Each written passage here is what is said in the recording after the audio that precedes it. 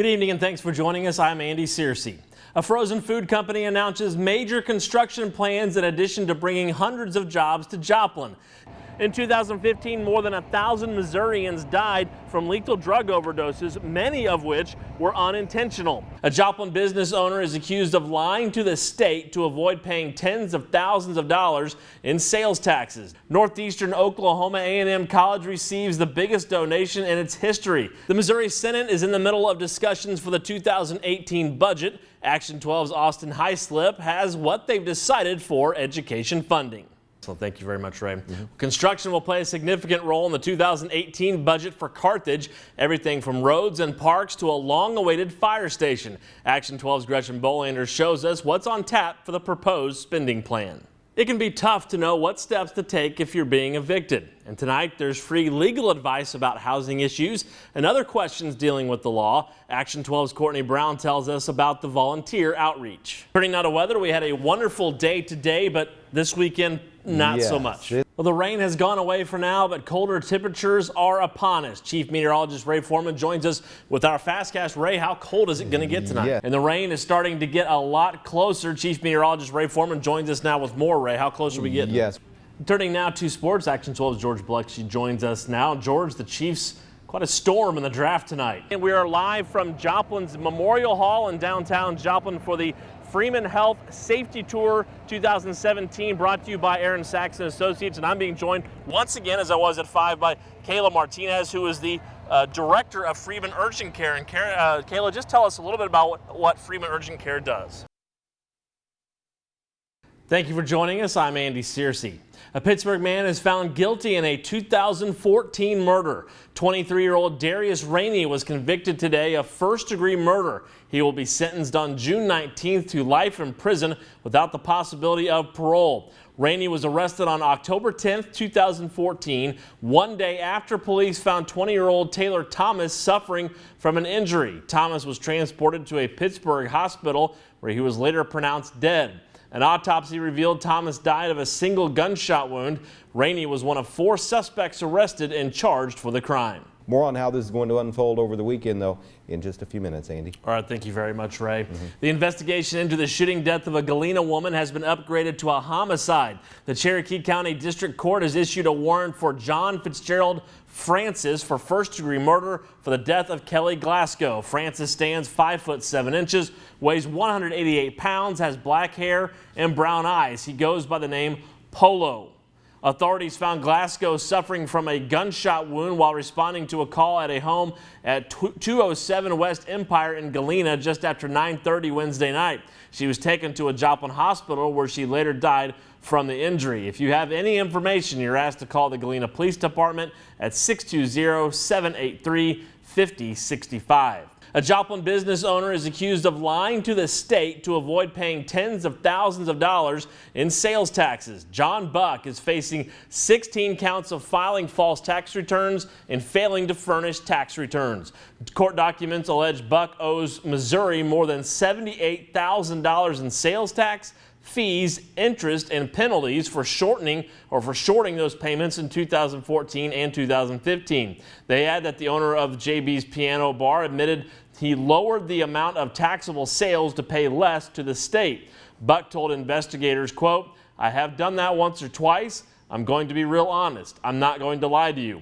Buck will be arraigned in Jasper County Court on June 15th. A Carthage man is under arrest after sexual assault allegations involving a minor. 23-year-old Christopher Baird of Carthage is charged with the rape and sodomy of a 16-year-old girl. She first reported her attack on Monday, which led to a warrant. But when police officers contacted Baird, he tried to run. Officers arrested him after a short pursuit on foot. Baird is being held on a $100,000 cash-only bond. A frozen food company announces major construction plans in addition to bringing hundreds of jobs to Joplin. DEF, a subsidiary of Ajinomoto Windsor, will pay for a $39 million expansion at Crossroads Industrial Park. The announcement was made today at the Joplin Area Chamber of Commerce. It's the largest building permit filed in the city of Joplin since the construction of the high school.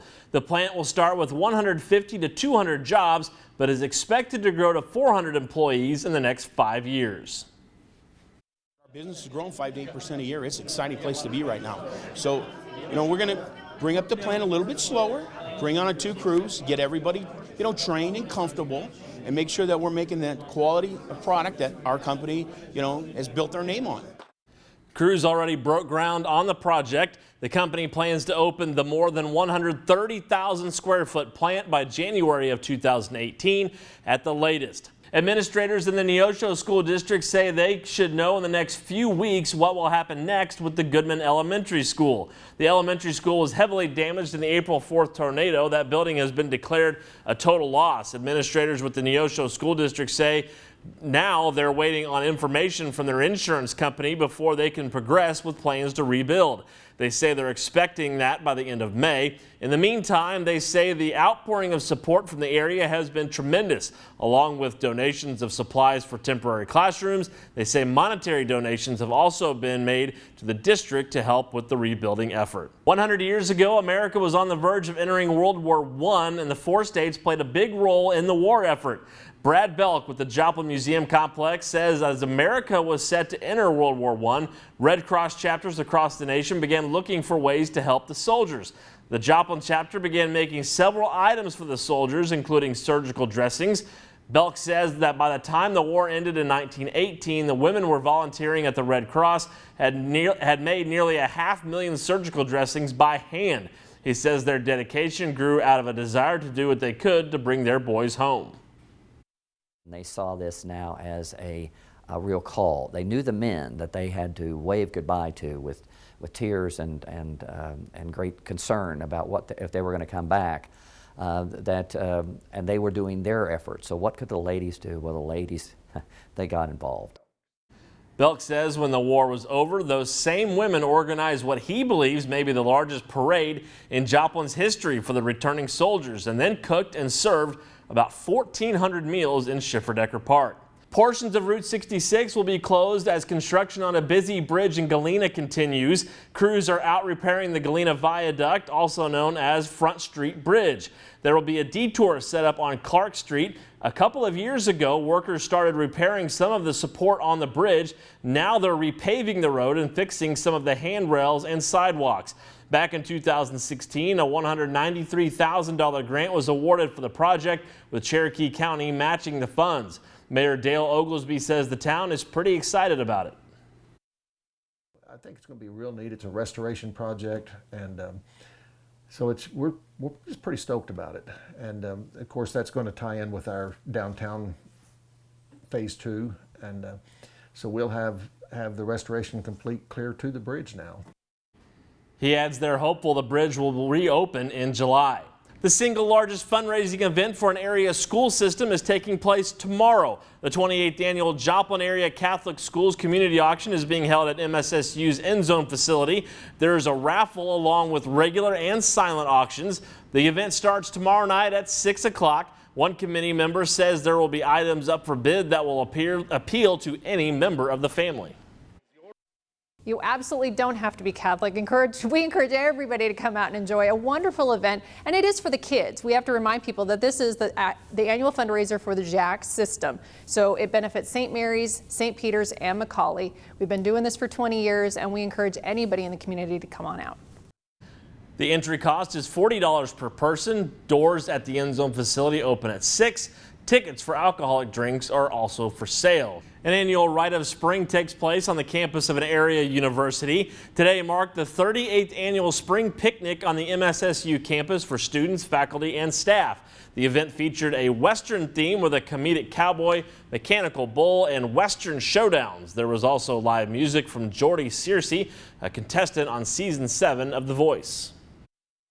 We do 3 picnics every year, and they're always our most popular event because, hey, free food, we'll give away about 500 free t-shirts and have some fun out here. In addition to the spring picnic, school leaders and students are treated to free meals on the first day of school each year, as well as during homecoming week.